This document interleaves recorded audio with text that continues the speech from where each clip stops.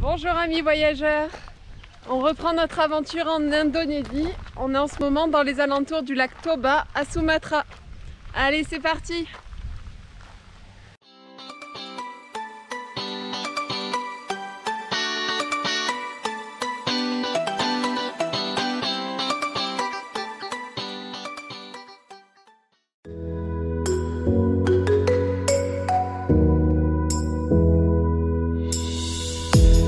Aux alentours du lac vivent le peuple Batak qui construisent des maisons en bois comme vous voyez ici avec une forme très particulière.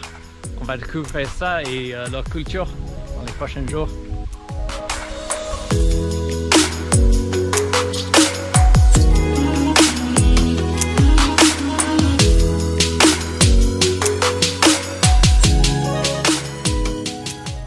Voilà, comme vous pouvez voir, on a loué des scooters pour venir voir donc la zone culturelle des environs, donc le peuple batik, et ça donne ça. Allons découvrir ça.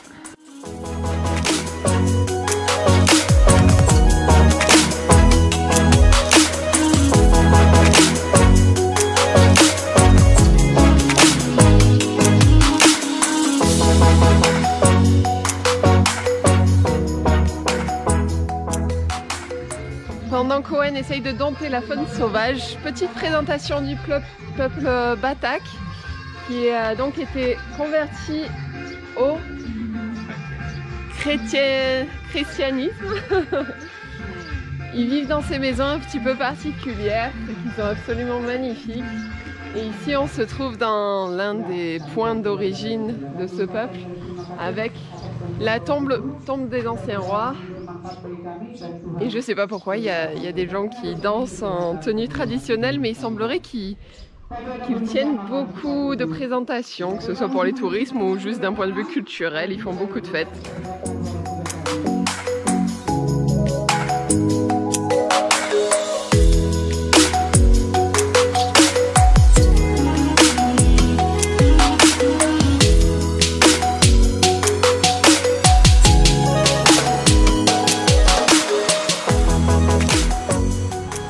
On vient de quitter la péninsule, on est de retour sur le continent principal, on va dire, les alentours du lac Toba. Et comme vous le voyez ici, ce qui nous surprend, c'est vraiment très sec. Il semble souffrir de beaucoup d'incendies, semblerait. Et je ne sais pas si ici vous vous en rendez davantage compte, mais le lac Toba, c'est en fait un cratère de volcan. Et du coup, il y a un lac à l'intérieur du cratère. On vous en parle davantage plus tard avec une plus jolie vue.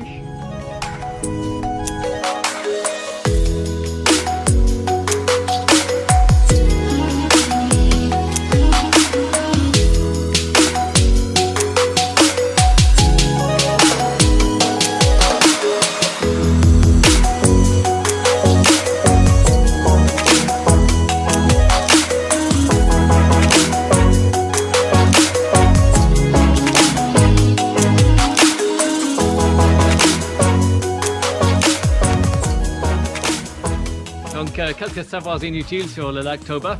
C'est le plus grand lac volcanique au monde. C'est 100 km sur un axe par 40 je pense sur l'autre. Et c'est un super volcan. La dernière éruption c'était 74 000 ans. Et à cette époque-là, il a provoqué un âge glaciaire qui a duré 1000 ans à peu près. Et on pense qu'il a détruit la moitié de la vie humaine sur Terre, ainsi que beaucoup d'autres espèces, surtout en Indonésie et aux alentours. Donc c'est vraiment énorme. On va pas trop traîner alors, parce qu'il est toujours en activité. Normalement, il peut, dans les millions d'années à venir, il peut encore faire une grosse éruption. On avance.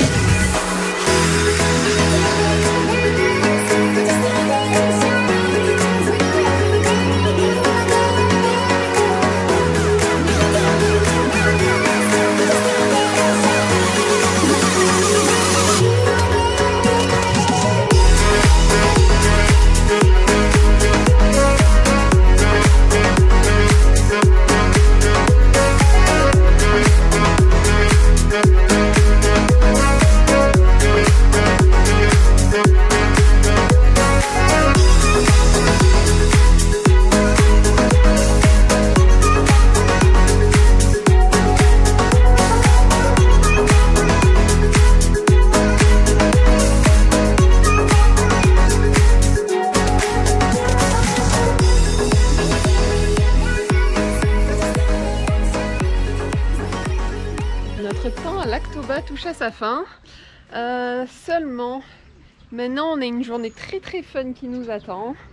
On doit reprendre le ferry pour retourner au village principal. Et de là, en fait, on a loué une voiture privée avec des amis pour se rendre à notre destination suivante, qui est à une bonne 17 heures de route. Voilà.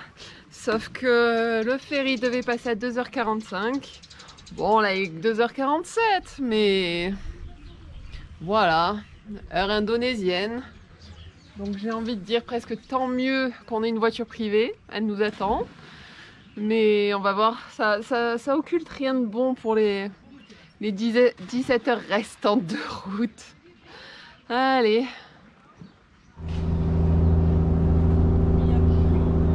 Ça y est, on est dans le ferry, donc là, il est 3h50. Mais bon, on y est, on est parti. Là, vous avez Alexia et Etienne là-bas qui fait la gueule. Non. On prend l'air, c'était stratégique. Qui vont partager notre misère pour les 17 heures à venir. Entre 14 et on nous a dit 20 heures. Ouais, 20 heures. On va voir. Allez, c'est parti. Ben voilà, il est 17h moins 10. Là, on a notre véhicule, notre chauffeur qui faisait une grosse sieste quand on est arrivé. On a galéré à le réveiller. Mais bon, tant mieux, au moins il est prêt et dispo, à peu près. Et on est parti pour aller savoir combien d'heures dans ce magnifique véhicule VIP. Allez, c'est parti. Là, on va commencer par jouer à Tetris. Bon, on part. Le moral est bon. Ça a l'air d'aller, on est posé. Il n'y a pas de ceinture. Bon, écoutez, c'est très rassurant sur ce qui est surnommé la route du vomi. Hein. Voilà. Allez, on se retrouve dans une heure. Une heure d'écoulée. Comment ça va? Je fais un tour. Ça va pour le moment. C'est cool. Une heure. Plus que 16 si tout va bien. 1h30 de route. On a une roue voilée. Ça n'a pas l'air d'inquiéter notre chauffeur. Bon. On va voir comment ça se passe. Ça serait bien qu'on s'en occupe avant qu'il fasse nuit. En fait, c'est même pas une crevaison. Le pneu a complètement lâché au milieu de la bande de roulement. Et du coup, là, il faut vraiment changer. Ouais. Bon, en même temps, je vous montre le type de pneus qu'ils achètent ici. Voilà, ça c'est des pneus à vendre. Donc quand vous voyez la qualité qu'ils mettent déjà de base sur le véhicule, c'est normal que ça tienne pas bien longtemps. Bon, ben on va changer ça.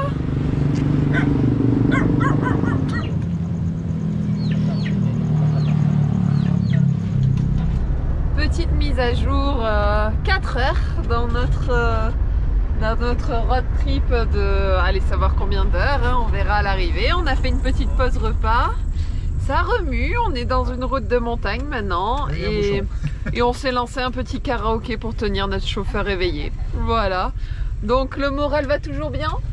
Oui. C'est des petits oui. On est au taquet là. Là on est au taf. Non, ça va toujours, 4 heures on est bien. Allez. Il est 11h30, on se fait une petite pause café pour le chauffeur. Le moral est toujours bon. Ouais. Mais la fatigue se fait ressentir. Un petit dodo serait bienvenu là. Ça fait 6h30 qu'on est parti. Donc, même pas la moitié de la route là. Hein. Voilà. Je pense qu'on va essayer de dormir un petit peu, donc on se retrouve dans quelques heures.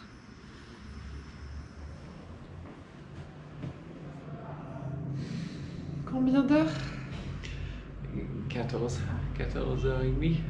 14h30 de voiture plus tard, sur une route défoncée, un chauffeur à la Schumacher. On est arrivé à Bukit-Tinggi à 7h30 du matin. On a eu de la chance, notre chambre était prête. Là il est 11h20, on a dormi en arrivant. Par contre, c'est la pire chambre qu'on ait eue depuis le départ. Vous croyez qu'on a une vue? Non, non, c'est le lobby de l'hôtel. Donc ça va être sympa pour le bruit, pour l'isolation, pour l'intimité, pour tout. C'est sale, mais bon, voilà. On est en vie, on est à Bukittinggi. Par contre, on est vraiment fatigué. On va aller manger. Et on se dit à la prochaine vidéo. Allez, ciao! Ciao.